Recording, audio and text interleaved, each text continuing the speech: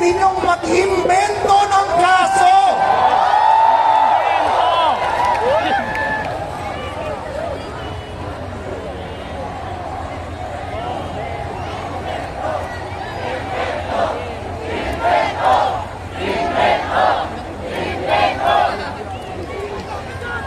Ginawa ninyo ito para patahimikin ang naghahanap ng katotohanan at pigilin siyang gumanap sa kanyang tungkulin sa Senado. Mga kababayan, dahil sa garapalang paggamit ng kapangyarihan, dahil sa panggigiit ng double standard, kung saan ang administrasyon ay protektado habang ang oposisyon ay pinatatahimik, nawalan na ng tiwala ang taong bayan sa lideratong ito. Kaya huwag tayong magtaka at huwag kayong magtaka kung bakit ngayon, 4 na taon lipas, na ipagbunyi ng Pilipinas ang kanyang panalo bilang Pangulo. June 30, nanumpa po siya. June 30, 2026, yung mga sumuporta sa kanya, nananawagan at nagtitipon-tipon na nasapsapihin lang. Bumaba ka na dyan. Bawal sabihin ng iglesia. Pero maraming Pilipino, yan ang pinananawagan dahil sa kanyang ginagawa sa ating bayan. Pangulong Bongbong Marcos, ang pamahalaan ay hindi kayang magpatupad ng batas ng patas. Ang pamahalaan na ginagamit ang mga ahensya ng hustisya bilang politikal na sandata ay pamahalaan na nawalan na ng moral na karapatang mamuno sa bayan.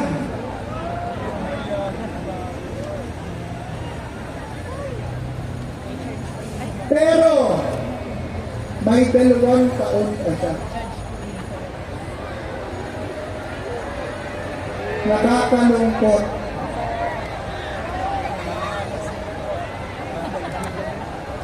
Sa kabila ng ating pagtitipon, sigaw, expose, nananatiling bingi ang Malacanang at gobyerno sa panawagan ng bayan na naghalal sa kanila.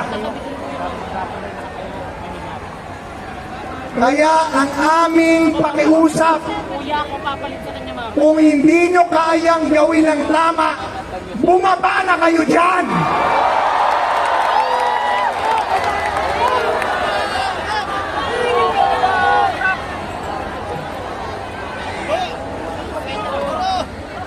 Ngunit, sa kabila ng lahat ng galit at sigalot na ito, may mas malalim akong panawagan.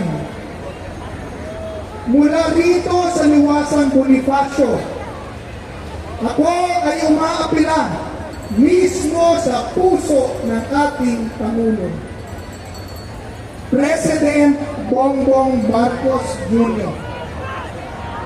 Nananawagan ako sa iyo.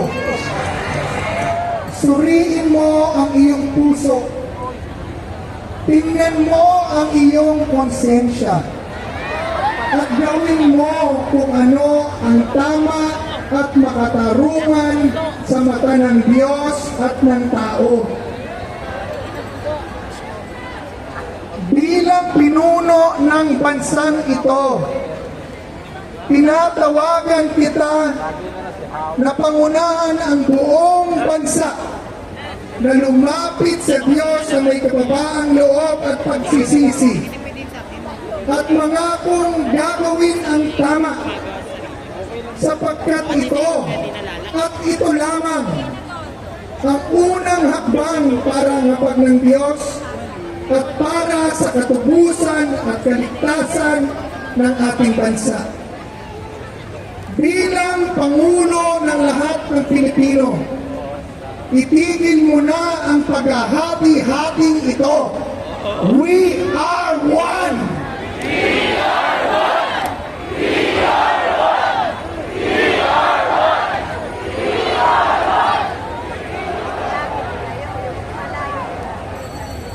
Ipag-isang turing mo ang buong nasyon at ang lahat ng sekta ng relihiyon, partido, at lahat ng grupo. Isang tabi natin ang pansariling pagkakaiba-iba at hidwaan sa politika. Lumapit tayo sa Diyos sa pamamagitan ng panalangin. Panalangin para sa iyong sarili at panalangin para sa buong bayan. Magkaisa tayo na may mababa at tapat na puso na ipatupad ang batas ng patas. Gawin ang nararapat at magtayo ng isang mas magandang bukas. Isang bansang nagkakaisa sa ilalim ng gabay at kapangyarihan ng Poong May Kapal. Kaya ngayong hapong ito, mula rito sa Liwasang Bonifacio, pinaninindigan natin ang ating boses. Hindi tayo aalis. Hindi tayo tatahimik. Hindi tayo matatakot. Ang sigaw natin, katotohanan. Ang sigaw natin, katarungan. Nananawagan tayo sa isang bukas na malaya at patas na investigasyon para sa lahat. Kung talagang naniniwala kayo sa transparency, buksan niyo ang mga dokumento sa flood control scam.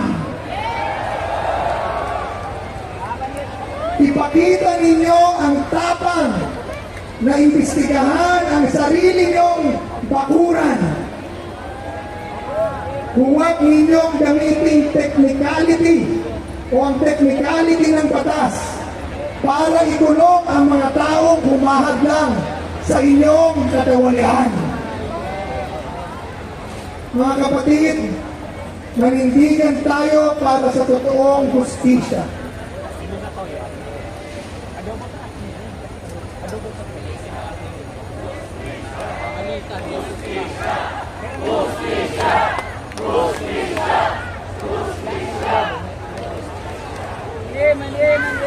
Itayo natin ang bandila ng patas na batas. Wala po akong pakialam kung kaibigan ko, kapartido ko ang nagnakaw, imbestigahan ninyo at ipakulong nyo. Pero pag partido nyo rin at kaibigan nyo ang nagnakaw, kahit sila, ipakulong nyo din.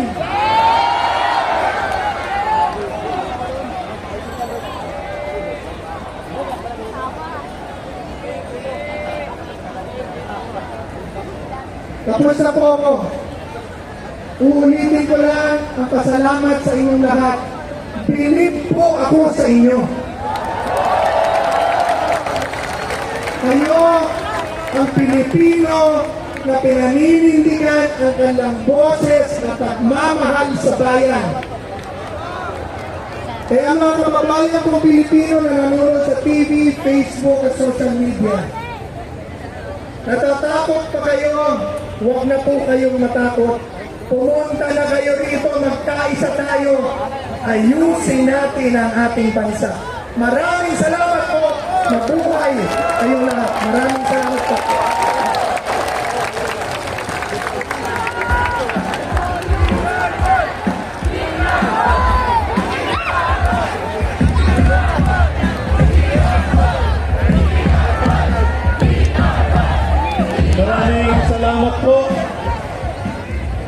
former anti-corruption chairman, Greco Belgica. Palakpakan po natin. Ang inyo pong narinig ay ang kanilang saloobin, ang kanilang nilalaman, ang kanilang damdamin na kanila pong inihayag sa atin. Paalala po ulit, yung mga kaibigan po natin sa media ay be kind to them and be respectful to them. Okay? Mga kaibigan po natin yun. Diba? Kaya itrato po ninyo ng maayos. Gaya ng itinuro po sa atin. Malinaw po ba? Susunod tayo because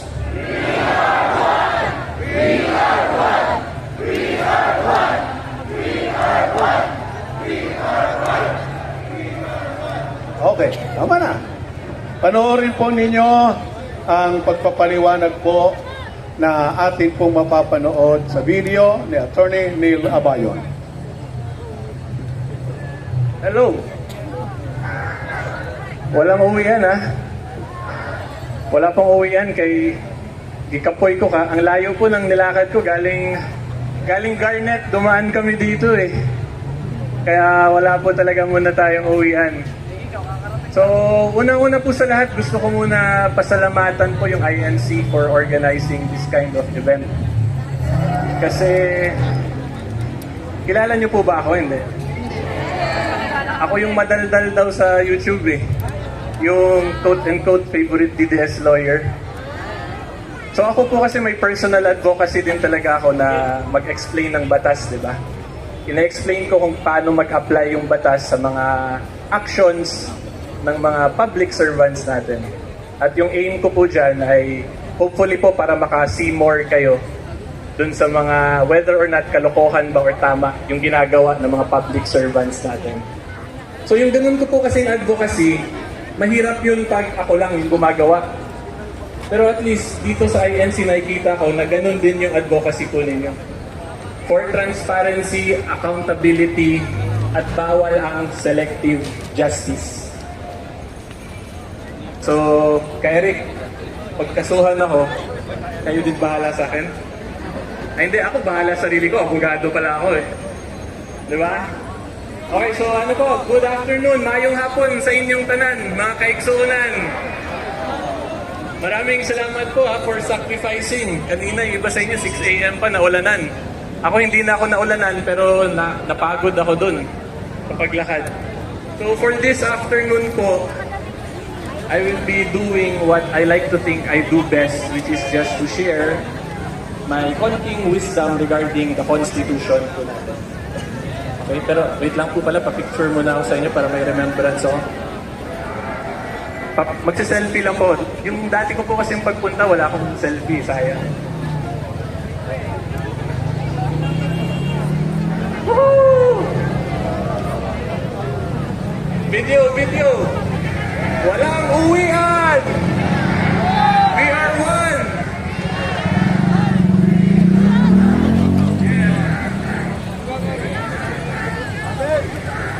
Okay, very good, children. Okay, so sa mga hindi po nakakilala sa akin, subscribe po kayo, search nyo na lang po Attorney Neil Abayon sa YouTube. Madaldal po akong abogado doon, mga 20 minutes, nagsasalita lang ako eh. Pero hopefully po meron naman kayong natututunan despite yung pagiging madaldal po. So yung lecture po natin for this afternoon is very simple and straightforward. It is Article 2 of the 1987 Constitution. To be specific, Section 1, pinakaunang section po ng Article 2. Meron ba kayong constitution dyan? I-search nyo sa cellphone, parang pag nasa simbahan tayo, di ba? May Bible verse. Pero yung, walang signal? Nako po, may jammer ba dito? Rap? Wala. Sige po, Section 1, Article 2 of the 1987 Constitution. Ang nakalagay po dyan, the Philippines is a democratic state. Una muna nating lecture, democratic aspect. Naintindihan niyo po ba yung ibig sabihin ng democratic? Demokrasya. O ano ibig sabihin nun? Yes, sagot niyo.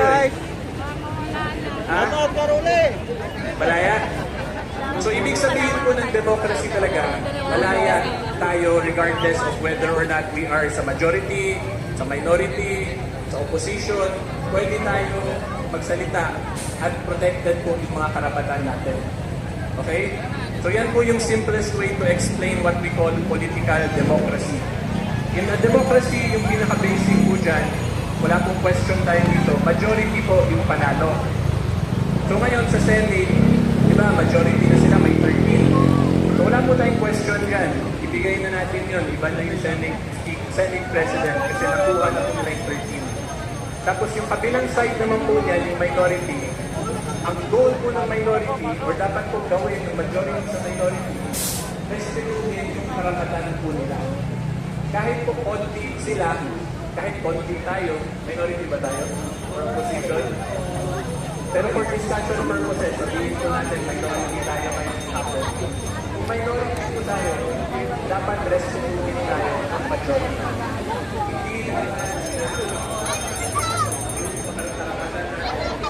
Hindi dapat may selective justice at hindi dapat na pag sila yung gumawa, tama, pero tayo tabi. Hindi dapat ganun. Diba? So, in simple terms po, yung minority should prevent the right to fully participate in the democratic process. So ngayon, pag titignan po natin yung mga senators, ano po yung obvious or nakapagpilihan sa mga senators nating minority? Sige po, ulan po muna tayo ng tayo kasi may blessing from the Senate. Para po hindi kayo magkasakit.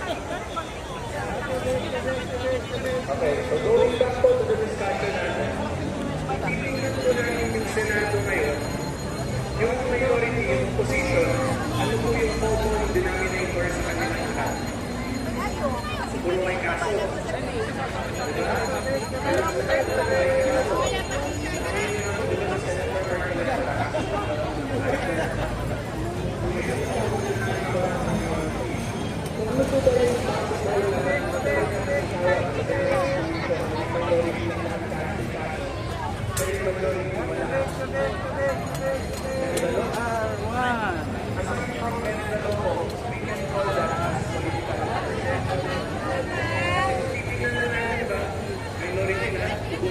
Majority ang mabait.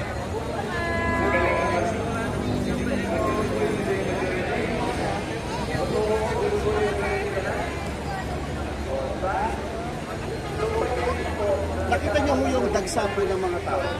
Ganyan po karami ang dagsa ng tao. Dito sa nagkakaroon. Mawawala ngayon yung opposition sa so pag nawala po yung opposition mapunta ko kayo.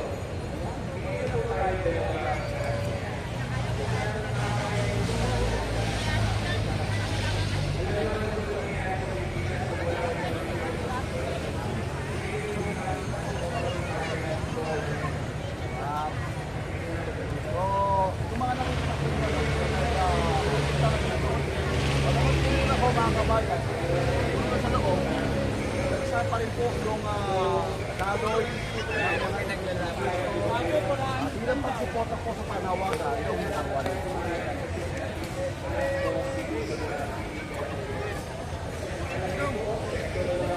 Ay!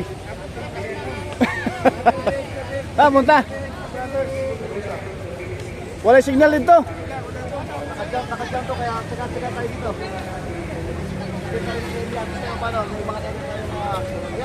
Parating na po rito mga bayan yung ating mga kapatiran dito sa mismong Liwasan Bonifacio.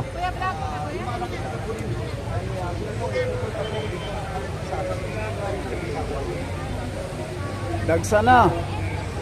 Sinasabi doon sa mainstream media kanina na bias ay 1,000 lang daw katao. 1,000, tingnan niyo naman. Bangag din yung mainstream media mga kabayan eh.